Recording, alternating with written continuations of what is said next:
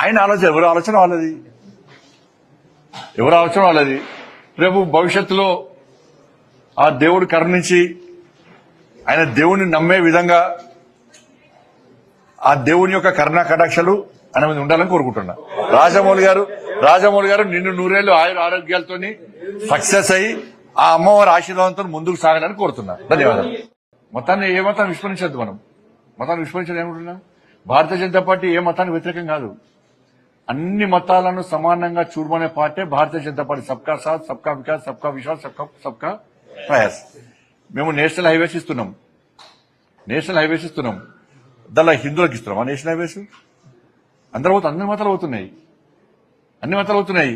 ప్రధానమంత్రి ఆవాస్ యోజన ఇండ్లు ఇస్తున్నాం. ఓన్లీ హిందువులకని ఇస్తున్నాం. నరేంద్ర మోడీ గారు అన్ని మతాలకు ఇస్తున్నాం. మేము బియ్యం ఇస్తున్నాం, రేషన్ బియ్యం ఇస్తున్నాం, అన్ని మతాలకు ఇస్తున్నాం. రైల్వే నిర్మాణం తిరగబడుతున్నాం, ఒక హిందువులకు ఇస్తున్నాం. అందరూ పోతున్నారు. టాయిలెట్స్ ఇస్తున్నాం, అన్ని మతాలకు ఇస్తున్నాం. ఏదైనా కూడా అన్ని మతాలను కలుపుకొని ముందు పోయేటువంటి ప్రయత్నమే భారతీయ జనతా పార్టీది. కానీ అన్ని రాజకీయ పార్టీలు కూడా ఇదే ధోరణితో ఆలోచించాలని మాత్రం చెప్తున్నాం. ఒక మతాన్ని కొమ్ముగాసే ప్రయత్నం చేయకండి, విభజించి పాలించు అనేటువంటి ప్రయత్నం చేయకండి అని చెప్పి మేమంటున్నాం.